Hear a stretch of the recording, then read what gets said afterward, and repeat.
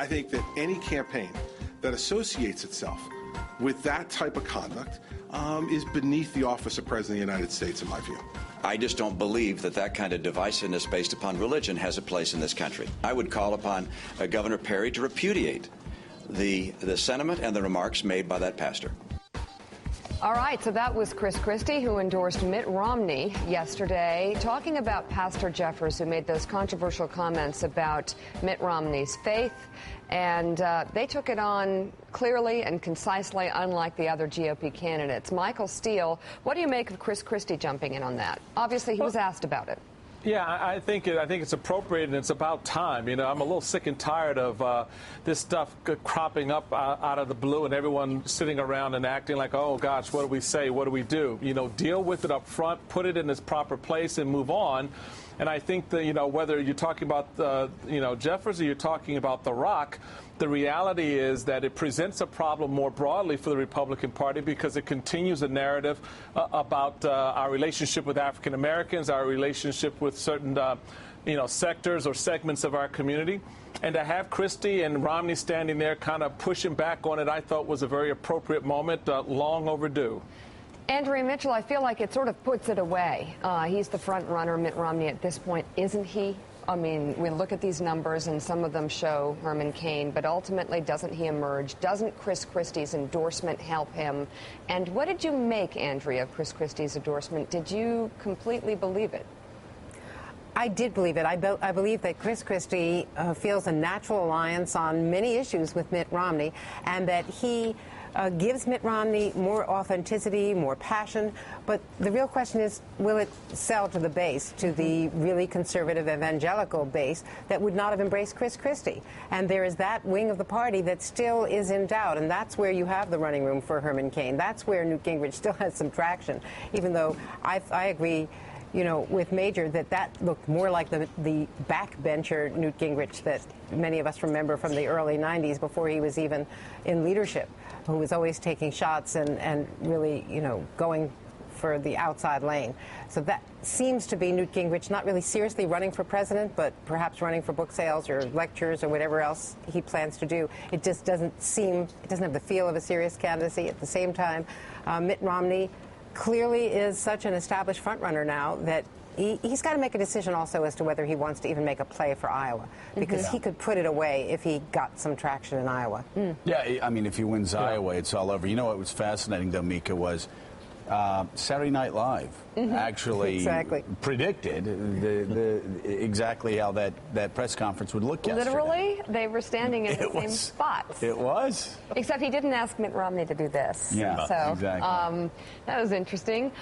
You wonder a little bit. I don't know why I can't completely get my arms around this endorsement. I'm sorry, I can't. I think because you think it's transactional. You just think that there's something between Romney and Christie. Yeah, Jamie Gangel actually asked Christie about that in her exclusive interview with him, saying, you know, is there some sort of deal here? Maybe Christie as vice president. Take a listen. Did he promise you anything? Absolutely nothing. Vice President Christie? No. No? No, he didn't promise me anything. Would he be on your short list? Well, of course he'd be on anyone's short list. He may take himself off the list and say, no way, he'd have no interest. But the truth is that Governor Christie is one of the leading figures in the Republican Party. Major, Chris Christie goes from being the giant to the next day appearing to look like a transactional politician, even though I don't believe it was transactional. Yeah. But it certainly made Chris Christie look smaller, and I think that's, Mika, what makes you look uncomfortable. He looks like any other First of all, governor. I don't think Governor Christie was as big as everyone was making him out to be. He had embedded weaknesses in Iowa and South Carolina. There was no clue, no sense that he was going to be dominant in Nevada. The only place you thought Chris Christie could be a real competitor was New Hampshire, the early 4 primaries. His endorsement of Romney doesn't help him in Iowa, and it doesn't help him in South Carolina. Helps him in New Hampshire, where Romney's already strong. May help him in Florida. Right. And I think Mike Allen's point is very valid. What's most important about this endorsement is the speed, the intensity, and small r ruthlessness of the Romney campaign, locking it up early, sending a signal to everyone. When there's an opportunity, we will pounce. Not only will we pounce, we'll succeed. Yeah. And sometimes politics works just that way, Mika. You know, it must be off. Go ahead. Yeah, you figure out what you want to say. And then... I mean, they wanted to get him, and Christie wanted to get gotten.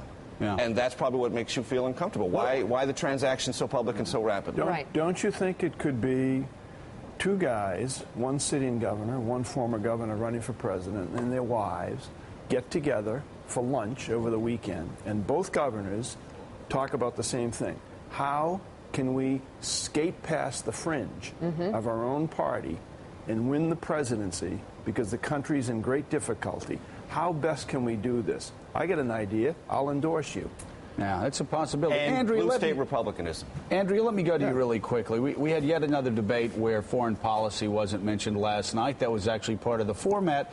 But you look at the front pages of the newspapers. Yes, it is frightening what's going on at home, but also abroad. What's going on abroad affects us here at home. Here's the USA Today talking about a European meltdown. Here we have the Iranians actively engaging in terror plots on U.S. soil. And yet, other than John Huntsman, there is not a Republican with really any foreign policy experience on that stage. And yet, it seems like Americans don't want to hear discussions about what goes on outside of America. Exactly. I think that the reason why Mitt Romney has been, in fact, so ambivalent and has yet to define his Afghanistan policy, because he's had it a number of ways, even in his big foreign policy speech last week. The problem is that what he's hearing on the campaign trail is what you are all hearing, is that Americans just are so worried about unemployment and Wall Street and the anger that they feel and the growing wage disparity. They just don't want to hear about the wars, and they want to get the troops home. And so you've got Mitt Romney saying that the president's withdrawal plan is too precipitous, but at the same time he's saying, I would bring the troops home. He's not being definitive and frankly muddying it up. So Huntsman, you're right, is the only one who has a real clear-cut grasp of foreign policy, but Americans don't want to hear it. Yep. I know. I don't know why. I like John Huntsman a lot. So maybe you're in the wrong party. Yeah. Maybe I was just watching too much Saturday Night Live. Well, you mean about life imitating art? Yeah, kind of. Yeah. Look at that. Great. Wow. All righty then. That is too good. Hey, Mitt, of course, that was a couple of days before. Well, you know, that's one of the things, though.